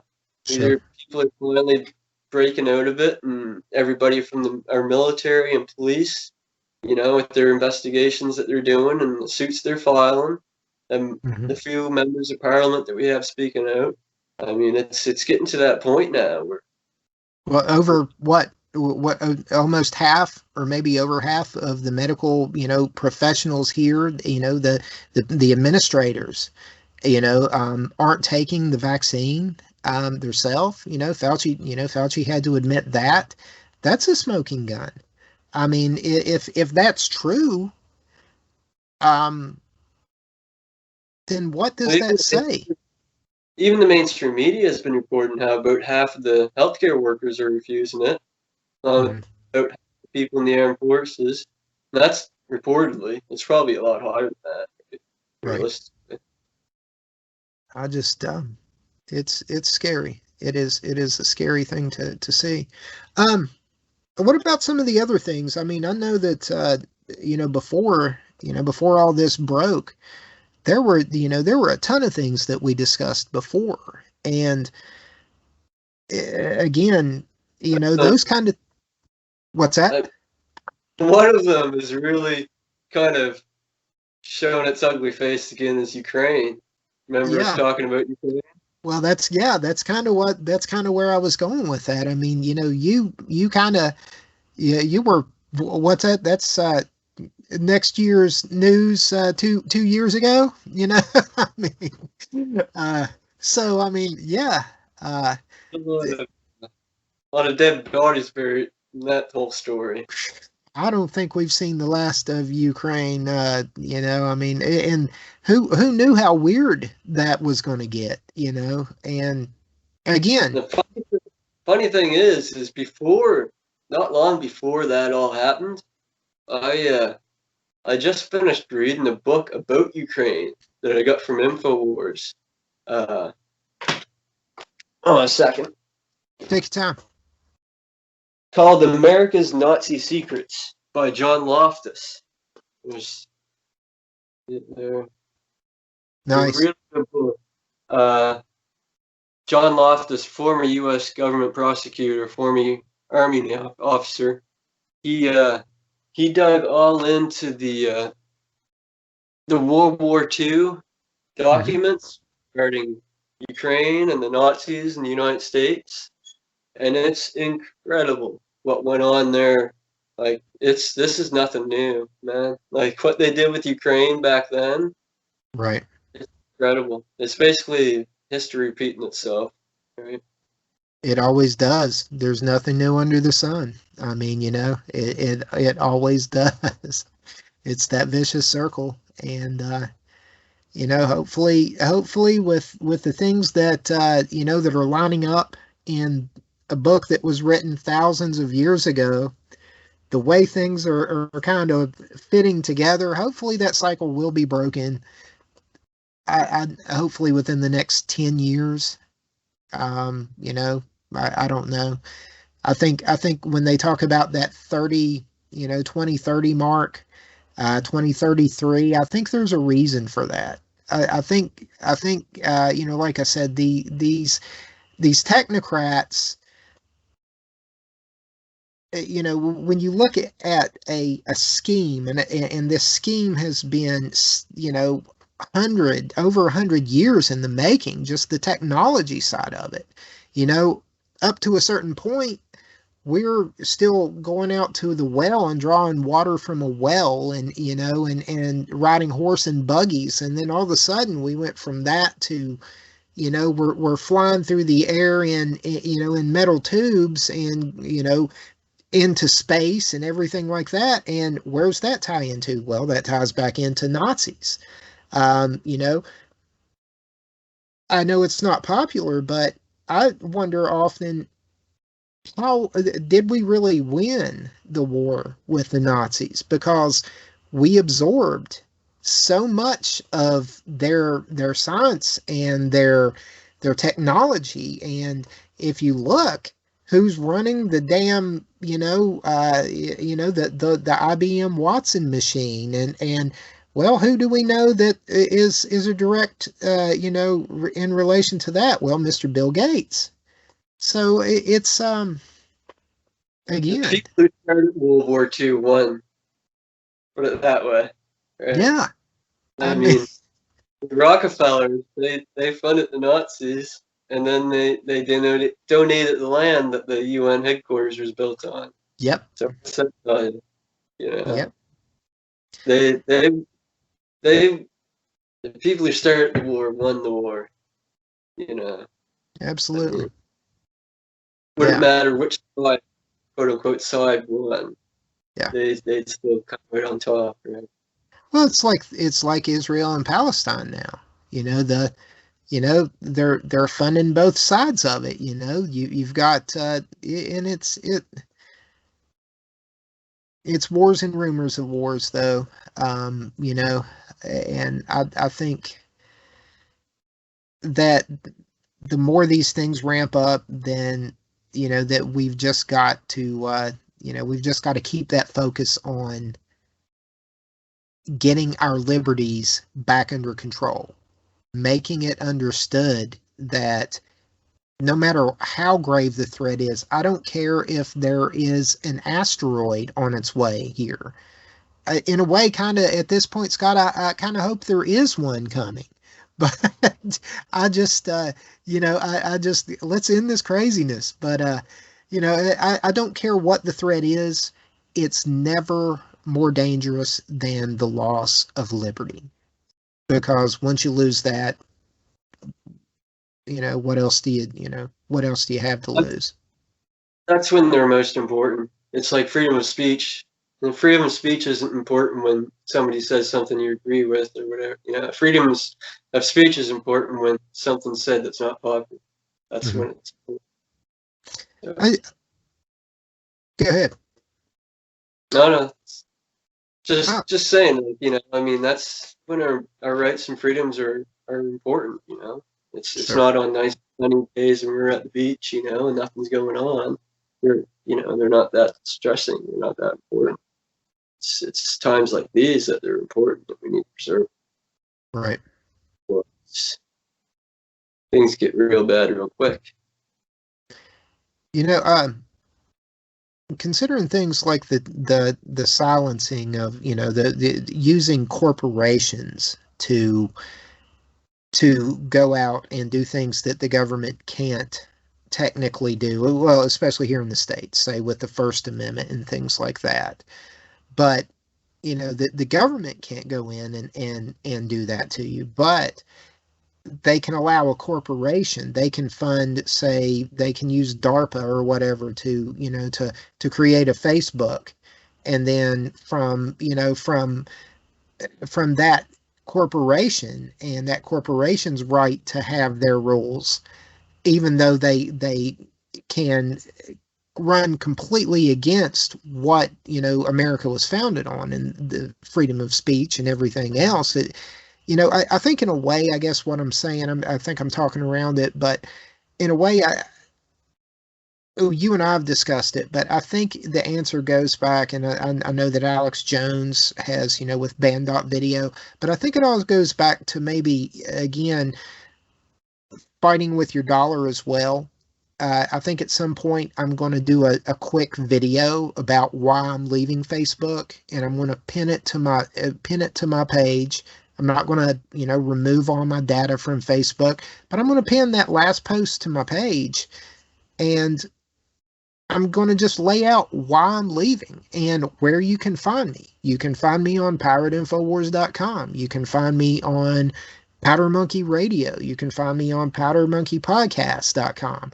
But, you're not going to find me on, Facebook at some point in the very near future. I mean, when this, I'll probably still throw the pirated stuff out there, keep the info word on. But, honestly, Scott, I've lost a lot of people during 2020.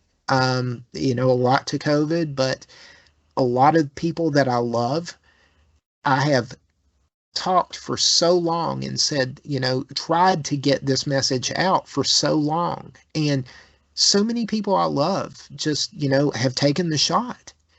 And once you do, I mean, I kind of feel like there's, and I hope I'm wrong. I hope this is as safe and effective as they want people to think it is, but the numbers aren't stacking up. And I think at some point, man, that it's, I kind of feel like I've lost those people already, if that makes sense. And and so really, I'm almost to a point that I can count on one hand. I hopefully, unless they're lying to me, the people that I know that aren't vaccinated. And I've lost that many people already. What happens when the mRNA does something? That spike protein does something to your cells, or the clots that they're talking about. I mean, is it a time bomb now? And it's just more fear and uncertainty. And I mean, Well, again, around here, a lot of people are quite concerned about that personally. Like the people who bought it all, the people I was just talking to a family member the other day, and she didn't get the vaccine, but her husband did. And now they suspended the vaccines here, and mm, now he's all worried. He doesn't know what to think, and he's all concerned because he took this vaccine now that's been suspended. So, I mean, yeah, ain't no takebacks on that. no, there's no undo there. But Mm. I think that's starting to help in the only way it can, I guess. But people starting to realize, they're a bit naive. Maybe they should have listened to some of the people that they're scoffing off. See, Hopefully, go ahead. start. I'm sorry. Hopefully, people start to sit back and take a look at the bigger picture and see what's going on. So it's My all wife, falling apart right in front of them. It's not hard to see. last week, I was at lunch, and I frequent Taco Bell quite a bit because of their fantastic menu. And so this is not a paid promotion, by the way, but I was coming back from lunch, and I passed my wife in town, in the town I work in, and so I called her and was like, "What are you doing?" "Well, I'm with the kids, and we're gonna go get something to eat." Blah blah blah. "Okay, well, I'll talk to you later." And I call her a little bit after that, and like, "Hey, are you still in town?" "Well, no, I'm headed home. I'm sick. I'm not feeling well." Like, oh, well, and she told me something about, she thought it was some guacamole or something like that. I don't know. They had Mexican, but it turned out that she had gotten violently ill and had to stop, and she threw up, but she had also gotten the COVID shot and didn't tell me, dude.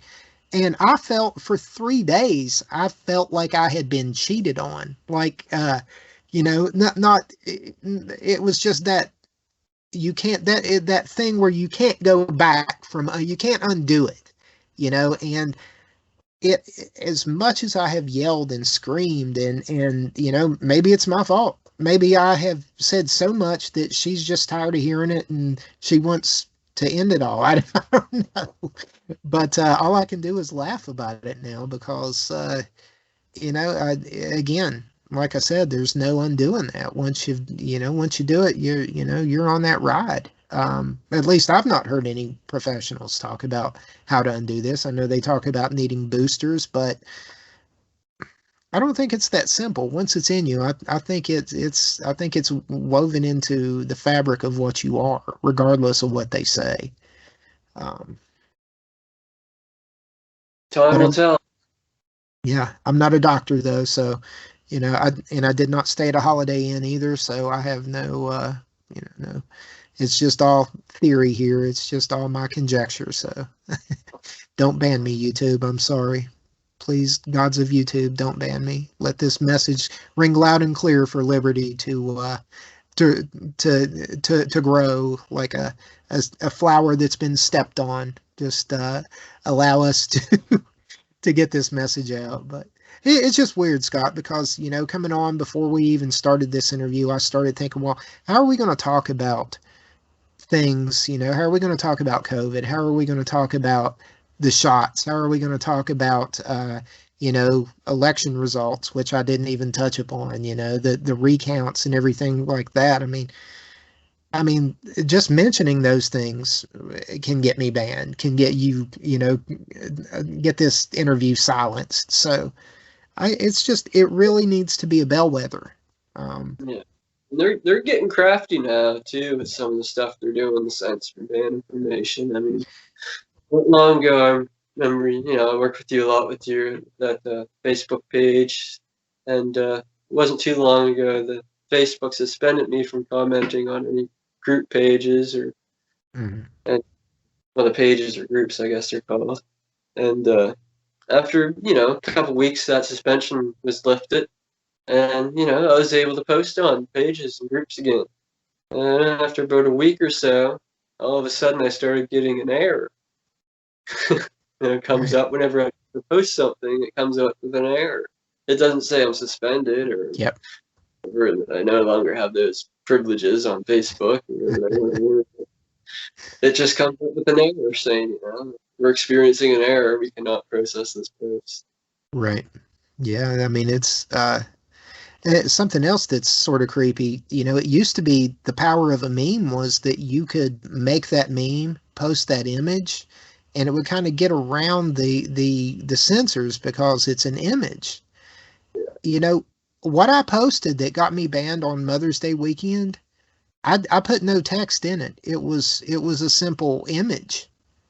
Yeah, And the craft, you're getting better at picking up that stuff. well, and that's how sensitive to Facebook's Chinese handlers that image was, because it's smoking gun, and they don't want any smoking guns. They don't want us to have any guns, especially smoking guns. So They even Alex had a couple comedians on the show the other day there, and I posted that segment to Facebook, downloaded it and re-uploaded it on there.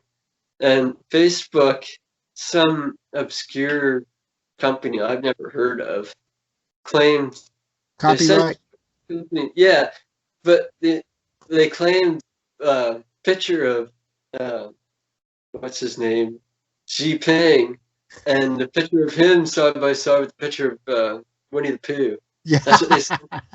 Yeah. Yeah. I appealed it, and I guess I won the appeal. It's back up now, but they tried to censor. Facebook tried to censor, just like they do in China. Right. You Yeah. post when you comparing the Xi Ping.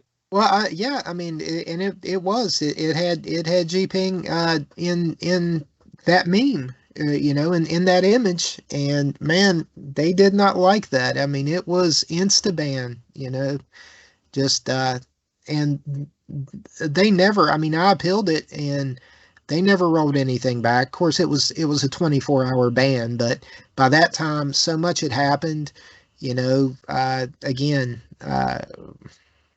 The pastors were arrested on their knees in the street and dragged off like prisoners. I mean, just war criminals, and I couldn't share any of that. And that's why I'm done with Facebook. I don't, are you a martial arts fan? MMA, anything like that? Not big, but I find it interesting. Well, BJ Penn in like '06 or '07, I think BJ Penn back then, I can't get it out of my head because it's the answer to everything. And so he fought Jans Pulver. There was this big reality show around it. They built it up, the hype. I think it was '06 maybe. And all summer there was this whole reality show. They were training people, and then BJ Penn, at the end of it, the finale, it was like the cage match. And so it was BJ Penn and Jans Pulver, and BJ Penn beats the hell out of Pulver, and so he's leaving, and they go for the interview, and they're like, what do you think, BJ? And he's like, you want to know what BJ Penn thinks? Go to bjpenn.com. And all of a sudden, man, I was like, I gotta go to bjpenn.com. And and then there it was, and like he crashed his server, so many people hit it. It was just like 404.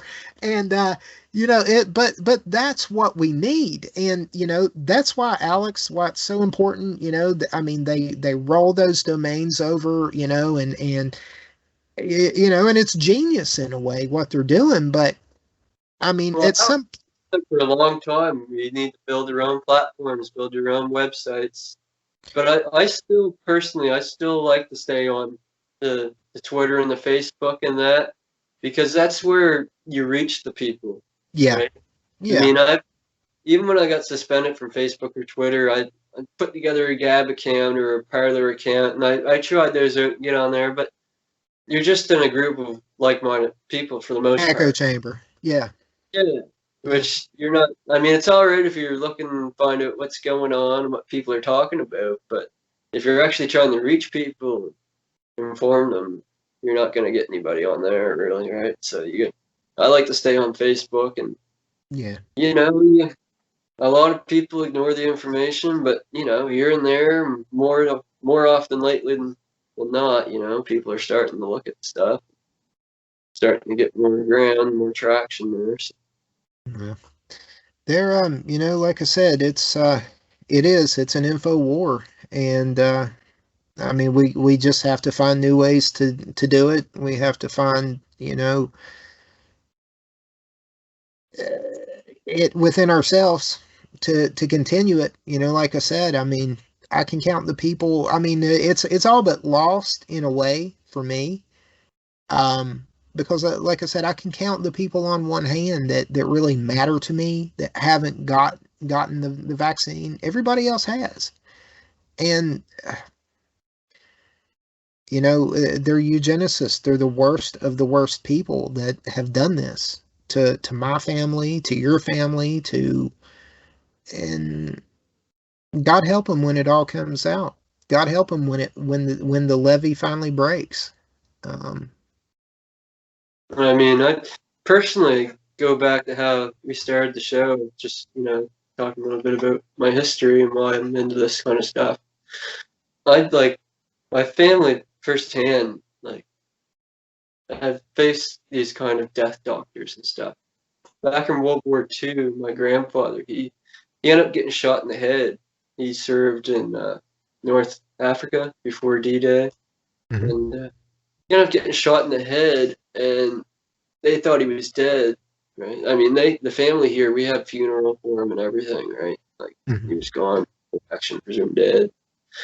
Turned out the Germans picked him up, and they ended up doing experimental surgery on him and reconstructed his skull and jawbone. Like, the bullet went in the ear, below his ear on one side, and the jaw on his other, so it literally went right through the front of his face, right? Right. Yeah. Miraculously, they did this reconstructive surgery and rebuilt the front of his face and his jaw and everything. I mean, when he got back home, eventually, the doctors, they couldn't believe the surgery that they had done. Like, these mad scientist doctors, and the experimental stuff they were doing during the war.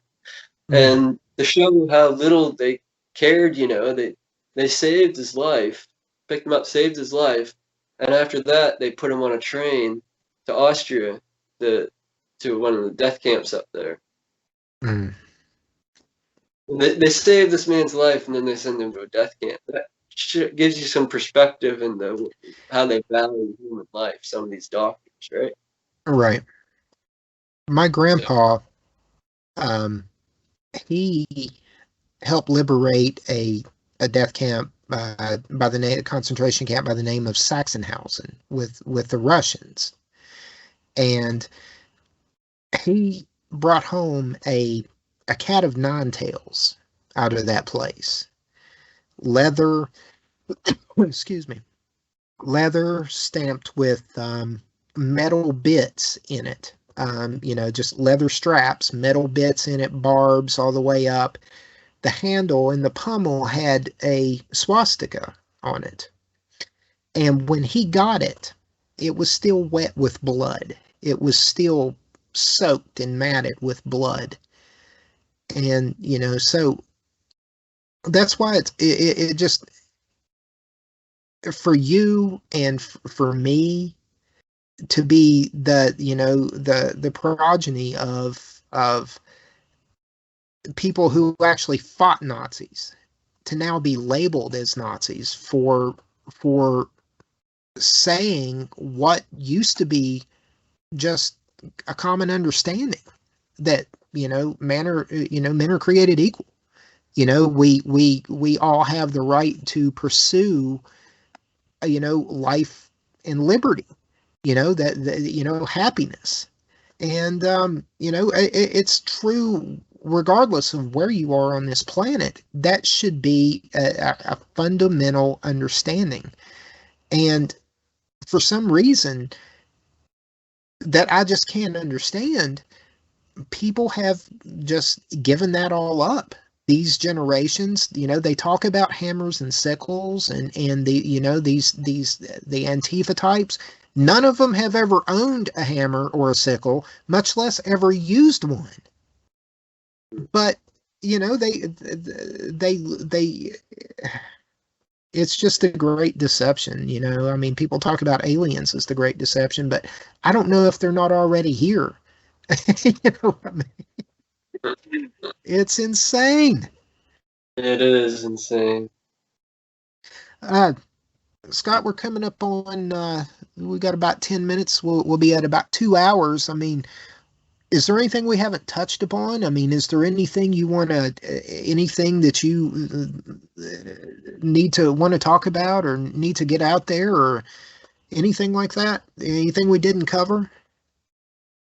Not right offhand that I can think of at the moment, man.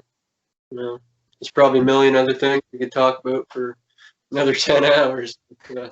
Interviews to me are always, especially when I go back and listen to them, it's kind of like being in a fight in school because, when you're in it, it just goes by so quick.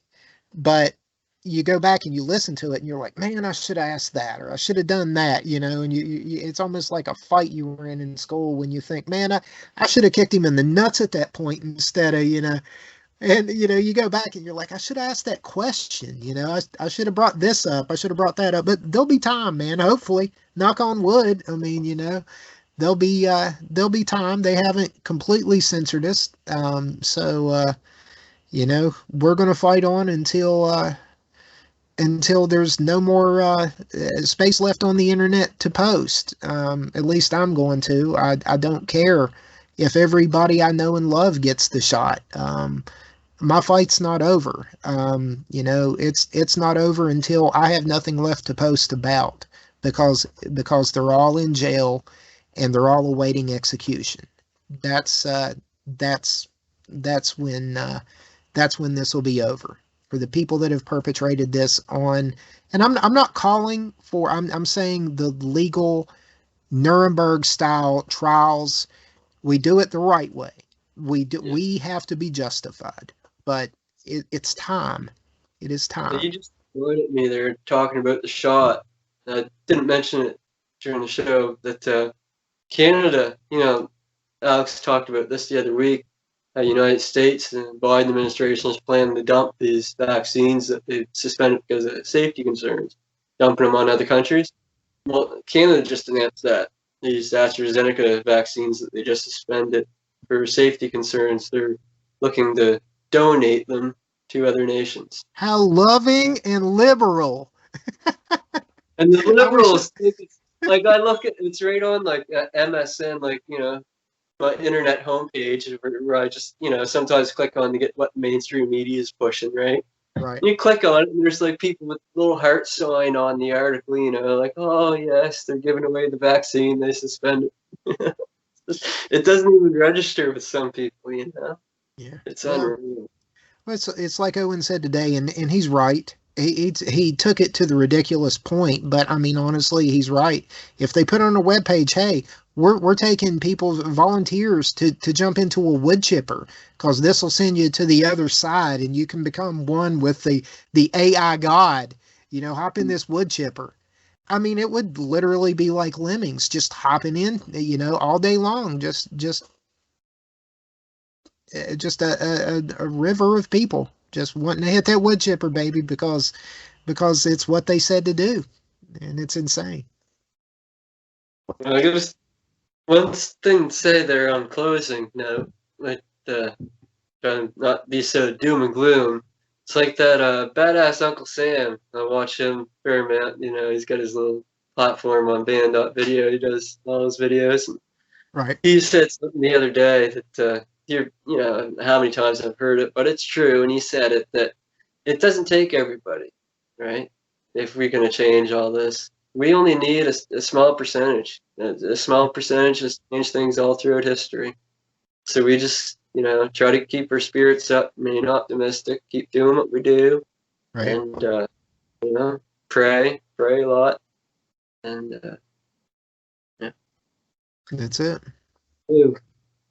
Scott, how do people find you? How do people get in touch with you? How do people follow your work? How do they get out there to see what you do? Just right now, I'm just on Twitter and Facebook. My Twitter account's kind of it's been suspended. Right. And it's not really.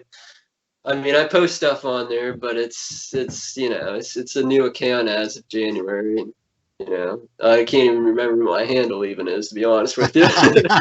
I got you. You can find me on Facebook under Scot Spidle, and they'll find me. I got a little "We Are the People" picture for my profile image, so right. Be on there, follow me if you want, or throw me a friend request, whatever you feel comfortable with. Everybody check him out.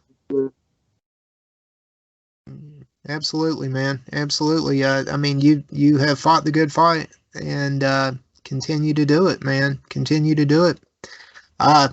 Scott, this won't hopefully be the last time you're on. I mean, maybe we'll throw you in as a commentator and stuff as well. When the whole crew gets together, we'll do a multicast there, and maybe get you on with John and Liam and a few other guests and things at the same time, and maybe in some upcoming shows. We've talked about some things on the back end of Pirate InfoWars, and maybe getting some of your videos up to a safe spot where you can just grab a link to it, drop it in there, and or a link back to somewhere where they will not pull it off. I mean, I'm not going to say it's not hackable, but they're going to have to try to get to it. So, there's some things we've got in the background going there, but I really appreciate everything you've done, man. You have been just an unstoppable force in the info war, and so hats off to you, man, for what you've done. Thank you, sir. Thanks for having me, man. I really appreciate it. Like you say, get a lot of the stuff we've been talking about, doing some more of that, and hopefully get back on podcast again for too long, so talking about it like we have been. Absolutely. You're my second favorite Canadian, right behind, and I'm sure he's a national treasure there, but the world famous Gary Chalk. I'd like to get him on at some point. I'm a fan of his some of his work. I'm a toy collector, obviously, so I'm a big fan of Gary Chalk. So you two actually, you might be tied for favorite Canadian right now. So we'll have to see. If he turns me down, then you're absolutely number one, my favorite Canadian there. So, but dude, thanks so much. Everybody check him out. Scott, thanks so much for sailing aboard the Powder Monkey, and we're going to do this again. All right. Thanks a lot, buddy. Take care. Yes, sir.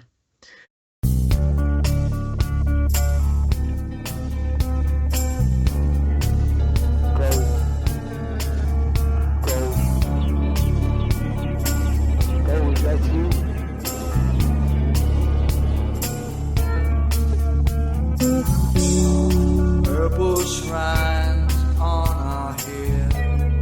Phenobarbital makes us dead. To heaven's gate we will go. So climb aboard for God, for country, for truth, for justice, for the Republic. You're listening to the Powder Monkey Podcast on PirateInfoWars.com.